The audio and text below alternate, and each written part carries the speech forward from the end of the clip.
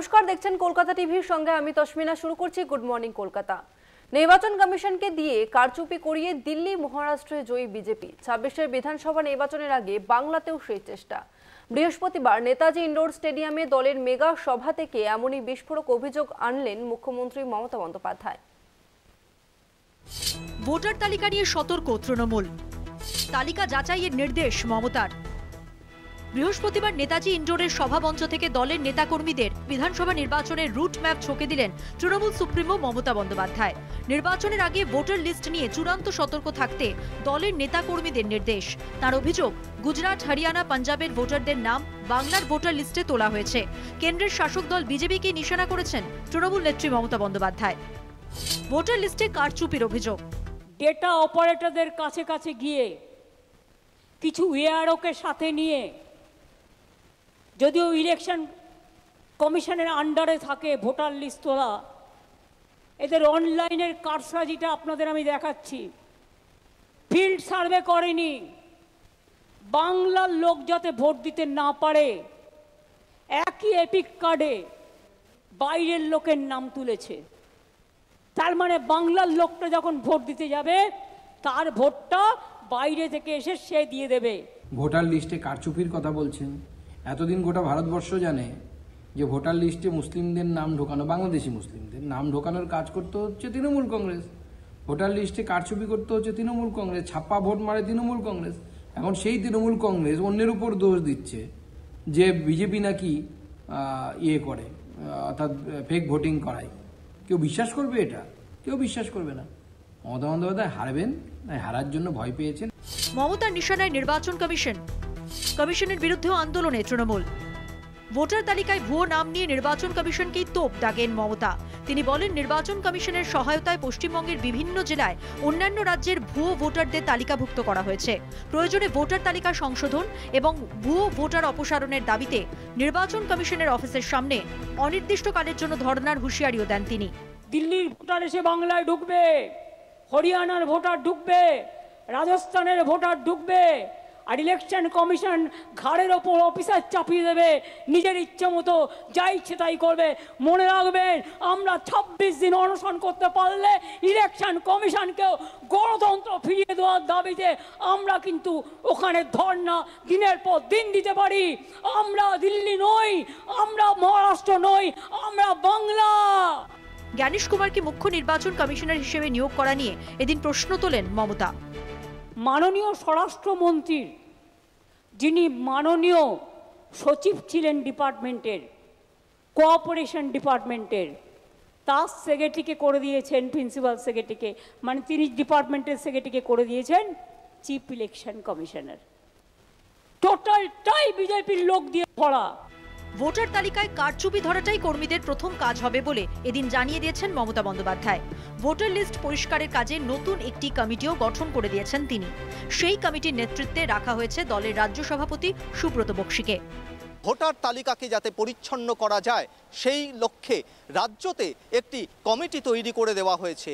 সেই কমিটি একেবারে বুথ স্তর থেকে জেলা স্তরে যে সমস্ত ভোটার তালিকা সংক্রান্ত অভিযোগ আসবে সেই অভিযোগ তৃণমূল কংগ্রেস ভবনে জমা দেবে এবং তার ভিত্তিতেই এই ভোটার তালিকাকে পরিচ্ছন্ন করে তোলা হবে। ক্যামেরায় মনুজেশ মুখোপাধ্যায়ের সঙ্গে সত্যসুন্দর ভট্টাচার্য, কলকাতা টিভি।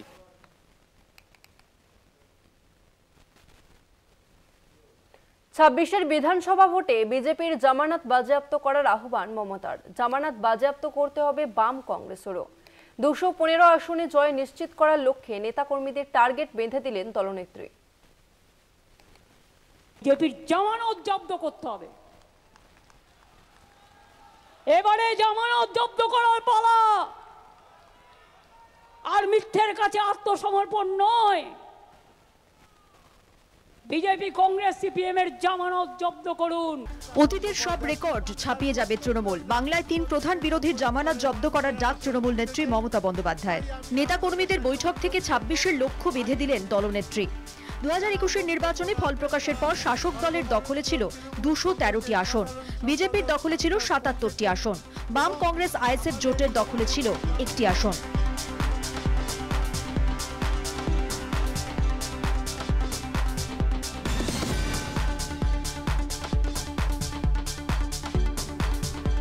এবার সেই সংখ্যাকেও পিছনে ফেলার টার্গেট।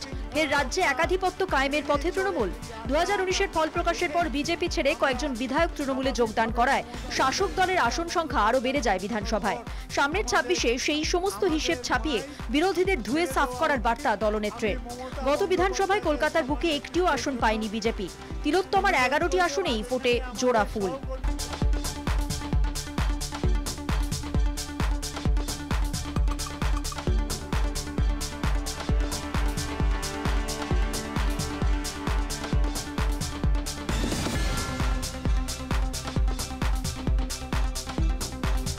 গণতান্ত্রিক লড়াইয়ের পথে হেঁটে কলকাতার ধাঁচে এবার বাংলা থেকেও বিজেপি, কংগ্রেস, সিপিএম কে মুছে ফেলতে চায় শাসক দল।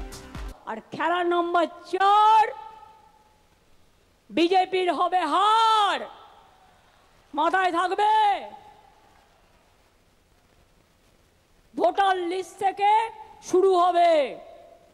আর ওই 215 যেটা বলেছে, এখন আমাদের কাছে 220-21 আছে, বিজেপির থেকেও অনেকে জয়েন করেছে। আমরা 215 পার করব, তারপরে কোনো কথা, তার থেকে বেশি হবে তো কম হবে না। এবারেও বিজেপি যে সিট পেয়েছে সেটা পেতে দিলে চলবে না। যদিও 26-এ তৃণমূলকে ক্ষমতাচ্যুত করতে আসরে নামছে আরএসএস, বাংলায় বিজেপির হয়ে ভোট করানোর দায়িত্ব অনেকাংশেই সংঘের কাঁধে। যার জেরে একটা বিষয় তো স্পষ্ট, ধর্মনিরপেক্ষ তৃণমূল কংগ্রেসের বিরুদ্ধে বাংলায় কড়া হিন্দুত্বের পথেই হাঁটবে গেরুয়া শিবির। মানুষের আদালতে মমতা বন্দ্যোপাধ্যায়ের বিচার হয়ে গেছে। মানুষ তৃণমূলকে চিনেছে, মানুষ তৃণমূলকে এখন ফেলেছে। সুতরাং এই ধরনের বক্তব্য শুনে পশ্চিমবঙ্গের মানুষ অভ্যস্ত আছেন। এখনো পর্যন্ত এ রাজ্যবাসীর আস্থা আছে সিবিআই এর ওপরে। মুখ্যমন্ত্রী এ সমস্ত কথা সাংবাদিকদের না বলে, বিজেপির উদ্দেশ্যে না বলে, গত 2 বছরে যে তৃণমূল কংগ্রেস কর্মীরা খুন হয়েছেন তাদের পরিবারের লোকজনকে গিয়ে বলুন। তৃণমূল জায়গায় জায়গায় তৃণমূলকে খুন করছে, আর তাদের পরিবার দাবি করছে যে সিবিআই তদন্ত চাই, কারণ মুখ্যমন্ত্রীর পুলিশ সিআইডির ওপরে তৃণমূল কংগ্রেসের পরিবারেরই কোনো আস্থা নেই। এদিকে বাম কংগ্রেস 26-এও জোটের পথে হাঁটবে কিনা তা নিয়ে এখনো সিদ্ধান্ত হয়নি। জোট ঘিরে রয়েছে নানা কাঁটা ও সংশয়, ঘর গোছাতে হিমশিম নেতৃত্ব। 24-এর উপনির্বাচনে বাম কংগ্রেস জোট হয়নি, সিপিএম কংগ্রেস সখ্যতা গ্রহণযোগ্য নয় সিপিআই এর কাছে। উপনির্বাচনে নৈহাটি আসন লিবারেশনকে দেওয়া নিয়ে আবার ক্ষুব্ধ নিচু তলার সিপিএম। এদিকে নয়া কংগ্রেস সভাপতি শুভঙ্কর সরকার অধীরের মতো উগ্র মমতা বিরোধী নন বলেই পরিচিত। তাই ইন্ডিয়া জোট শরিকদের অনেকেই ভেবেছিলেন এবার হয়তো জাতীয় স্তরে জোটের স্বার্থে কংগ্রেসের প্রতি কিছুটা নরম মনোভাবাপন্ন হতে পারেন মমতা। কিন্তু বৃহস্পতিবারের সভা থেকে তৃণমূল নেত্রী সাফ বুঝিয়ে দিলেন বাংলায় একাই শেষ কথা বলবে তৃণমূল কংগ্রেস। সব বিরোধীদের জামানত বাজেয়াপ্ত করার লক্ষ্যে মাঠে নামবে শাসক দল। কলকাতা টিভি। ফের মমতা বন্দ্যোপাধ্যায়ের নিশানায় ইডি, সিবিআই। নির্বাচন এলেই কেন্দ্রীয় এজেন্সিগুলো তৎপর হয়ে ওঠে, ভয় দেখিয়ে ভোট করাতে চায়। গণতন্ত্রের এমন দুরবস্থা আগে কখনো দেখা যায়নি। কেন্দ্রীয় তদন্তকারী সংস্থা ও বিজেপিকে এক সুতোয় বেঁধে তোপ মুখ্যমন্ত্রীর। নিয়োগ দুর্নীতির সর্বশেষ চার্জশিট নিয়ে যখন শোরগোল রাজনীতিতে, তখনই নেতাজি ইন্ডোর স্টেডিয়ামে তৃণমূল কংগ্রেসের মেগা বৈঠকের মঞ্চ থেকে ইডি, সিবিআইকে নিশানা করলেন মমতা বন্দ্যোপাধ্যায়। কেন্দ্রীয় এজেন্সিগুলির দক্ষতা নিয়ে সরব হয়ে মুখ্যমন্ত্রী বলেন, নির্বাচন কাছে এলেই তৎপর হয় কেন্দ্রীয় এজেন্সি। এমনকি বিজেপি সংবাদ মাধ্যমের ওপরেও নিয়ন্ত্রণ কায়েম করেছে বলে দাবি করেন তৃণমূল নেত্রী। ইলেকশন যত এগিয়ে আসবে দেখবেন এজেন্সির তৎপরতা বাড়বে। সব মিডিয়াকে কন্ট্রোল করে নিয়েছে, এখানে সাংবাদিকদের কোনো দোষ নেই।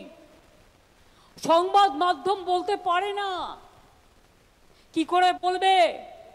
সাংবাদিকরা যারা কাজ করে সংবাদ মাধ্যমে আর সংবাদ মাধ্যমের মালিকের মধ্যে তফাৎ আছে। মালিকরা বিভিন্ন বিজনেস করে, তাদের কখনো ইনকাম ট্যাক্স দেখিয়ে ভয় দেখানো হয়, তাদের কখনো সিবিআই দেখিয়ে ভয় দেখানো হয়, ইডি দেখিয়ে ভয় দেখানো হয়।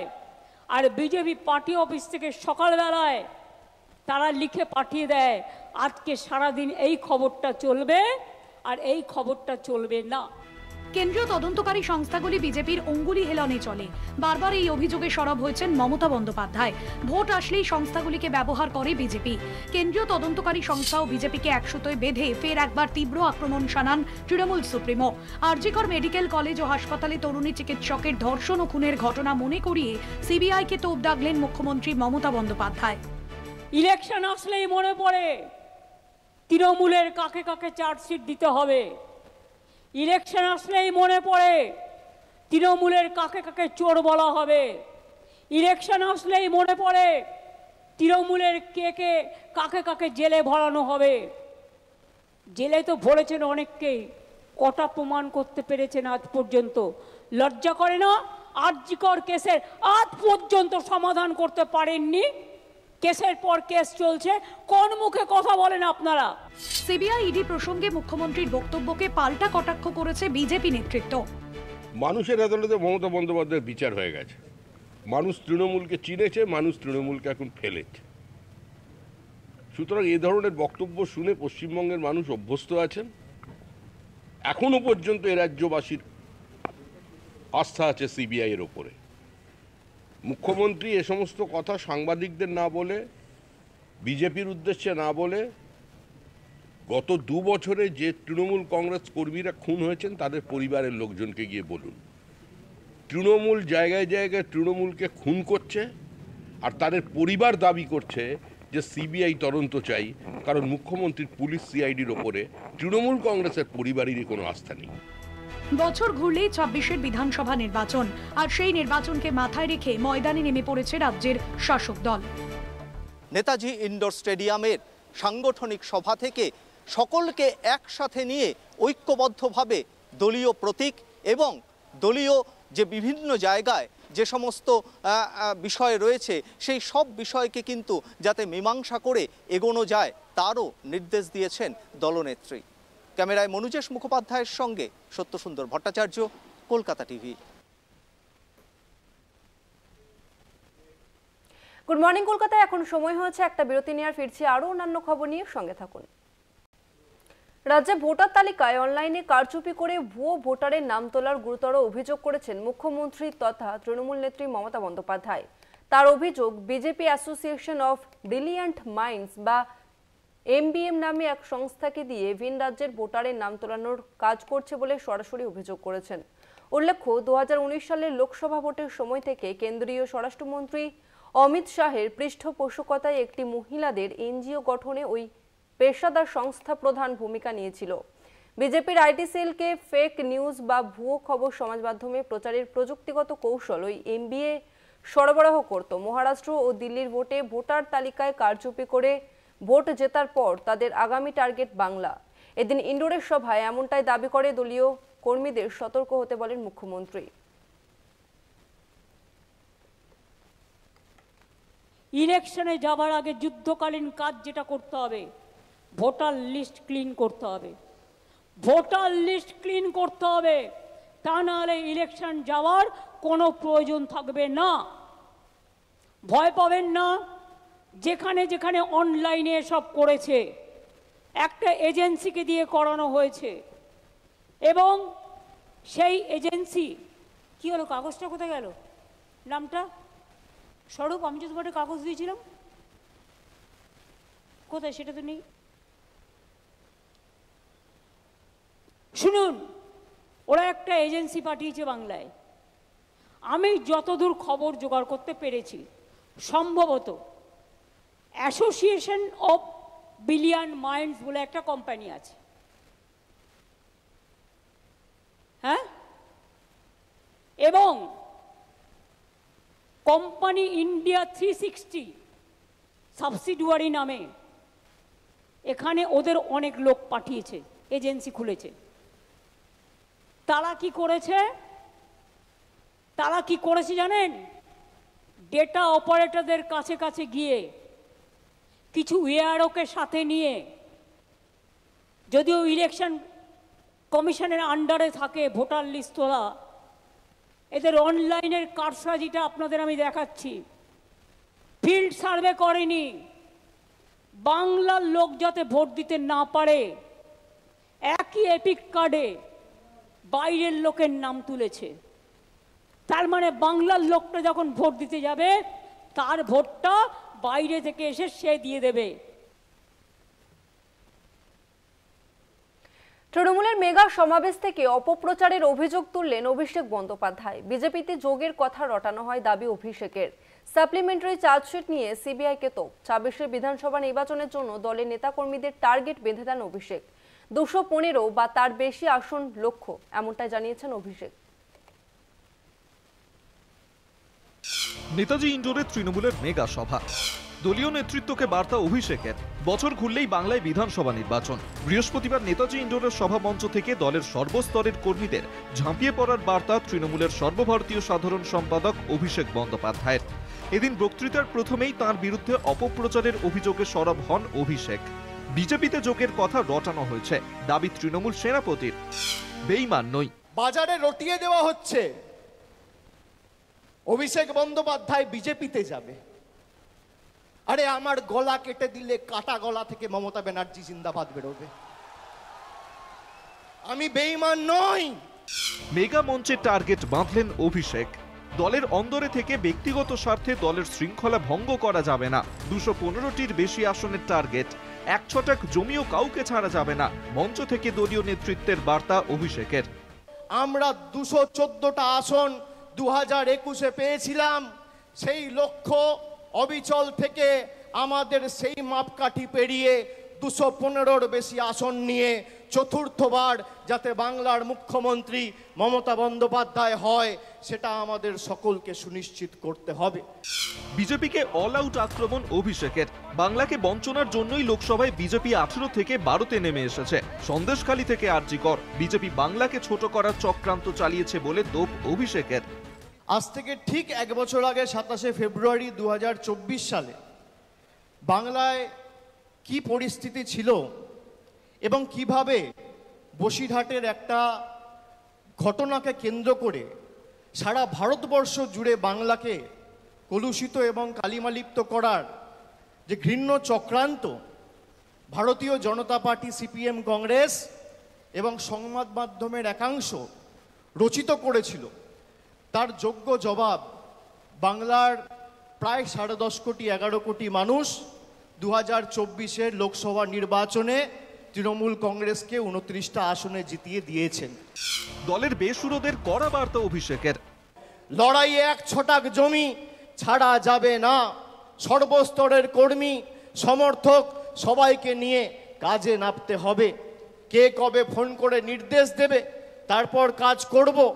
নিজেরা যারা দলকে ভালোবাসেন মানুষের কাছে যান। সিবিআইকে চ্যালেঞ্জ অভিষেকের। সিবিআই রাজনৈতিক উদ্দেশ্য প্রণোদিতভাবে ভাবমূর্তি নষ্ট করার চেষ্টা করছে। এদিন সাপ্লিমেন্টারি চার্জশিট নিয়ে ফের সিবিআইকে তোপ দাগেন অভিষেক। ২৮ পাতার চার্জশিটে ২টি জায়গায় নাম রয়েছে, প্রমাণ থাকলে দিন। সিবিআইকে চ্যালেঞ্জ অভিষেকের। ২৮ পাতার চার্জশিট, ২ জায়গায় খালি আমার নামটা লিখেছে। তাও অভিষেক বন্দ্যোপাধ্যায় কে, বাড়ি কোথায়, সাংসদ না বিধায়ক না পঞ্চায়েত প্রধান, কোথায় থাকে, কার ছেলে, কোনো পরিচয় নেই। বিজেপি নেতারা যেমন ভাববাচ্ছে কথা বলতো, ইডি সিবিআই এখন ভাববাচ্ছে কথা বলছে। এই ভয়টা দেখে আমার ভালো লেগেছে। কলকাতা টিভি। সময় হয়েছে আরো একটা বিরতি নেওয়ার। ফিরছে বিরতির পর, সঙ্গে থাকুন। 4 কিংবদন্তির গল্প, ধ্রুবর আশ্চর্য জীবন 30তম কলকাতা আন্তর্জাতিক চলচ্চিত্র উৎসবে পুরস্কারপ্রাপ্ত। পাশাপাশি আরও অনেক পুরস্কার পেয়েছে চলচ্চিত্রটি। ছবির প্রিমিয়ারে উচ্ছ্বসিত অভিনেতা অভিনেত্রীরা। যামিনী রায়, গগনেন্দ্রনাথ ঠাকুর, বিকাশ ভট্টাচার্য ও বিনোদ বিহারী মুখোপাধ্যায় 4 কিংবদন্তি চিত্রশিল্পীকে এক সুতোয় বাঁধলেন পরিচালক অভিজিৎ চৌধুরী। ধ্রুবর আশ্চর্য জীবন চলচ্চিত্রটি 4 কিংবদন্তির গল্প। 30তম কলকাতা আন্তর্জাতিক চলচ্চিত্র উৎসবে প্যানোরামা বিভাগে পুরস্কার প্রাপ্ত। এই সিনেমাটা একটা মানুষের জীবনের 4টে পসিবিলিটিসের গল্প এবং প্রতিটা পসিবিলিটিস এই সিনেমায় একটা অধ্যায় হিসেবে এসেছে এবং প্রতিটা অধ্যায় মানে প্রতিটা ওয়ার্ল্ড তৈরি করা হয়েছে একজন বাংলার কিংবদন্তি আর্টিস্টকে দিয়ে। আমাদের এই মধ্যবিত্ত জীবনে একটা টানাপোড়েন থাকে যে জীবনে কোন পথে যাব, আদর্শের দিকে আঁকড়ে ধরবো না কম্প্রোমাইজ করবো। এই টানাপোড়েনটার মধ্যে এই 4 জন শিল্পীও ছিল। ছবির ভাবনাটা খুব ইউনিক এবং ছবি বানানোটাও আমি বলবো একটা নতুন এক্সপিরিয়েন্স। সেই জন্যই ছবিটা কলকাতা ফিল্ম ফেস্টিভ্যালে সবাই দেখেছে, অ্যাপ্রিসিয়েট করেছে। আদুর গোপাল কৃষ্ণনের মতো পরিচালক ছবিটা অ্যাপ্রিসিয়েট করেছেন। আদতে এই ছবি মধ্যবিত্তের জীবনের টানাপোড়েনের কাহিনী। এমন একটা সময় যখন আমরা সিদ্ধান্তে আসতে দোলাচলে ভুগি। আদর্শ না বাস্তব, কোনটা আগে? জীবনকে 4টি অধ্যায়ে ভাগ করেছেন পরিচালক। এক এক অধ্যায়ে 4 শিল্পীর কাহিনী ফুটে উঠেছে।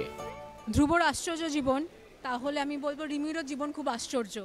ধ্রুবকে রিমি ছাড়া বোঝা যায় না, রিমিকে ধ্রুব ছাড়া বোঝা যায় না। ওদের জীবনটা এমনভাবে ইন্টারলিঙ্কড, আর যা যা ধ্রুব জীবনে ঘটে একভাবে রিমির জন্যে ঘটে। আর রিমির জীবনের একরকমভাবে একটাই চাহিদা যে ধ্রুবর সঙ্গে সে জীবন কাটাক। চরিত্রটি হচ্ছে আমাদের আশেপাশে আমরা সবসময় যে মানুষগুলোকে দেখি তাদের প্রতিনিধি, যার প্রত্যেক দিন একটা হেরে যাওয়া আছে এবং প্রত্যেক দিন সেই হেরে যাওয়াটাকে অতিক্রম করে একটা জেতার চেষ্টা আছে, এবং এই জেতার চেষ্টা তাকে কিছু সিদ্ধান্ত নিতে বাধ্য করে, কখনো ভালো কখনো খারাপ, সেটা আমরা সিনেমাটা দেখলে বুঝতে পারবো। চলচ্চিত্রটিতে এআই এর একটি পার্ট রয়েছে। প্রযুক্তি জীবনের দোলাচল, জীবনের গুরুত্বপূর্ণ দিকগুলিকে ফুটিয়ে তুলতে চেয়েছেন পরিচালক। বাঁধন কতটা মজবুত হলো, আগামী দিনে সেই উত্তর দেবেন দর্শকরাই। কলকাতা টিভি।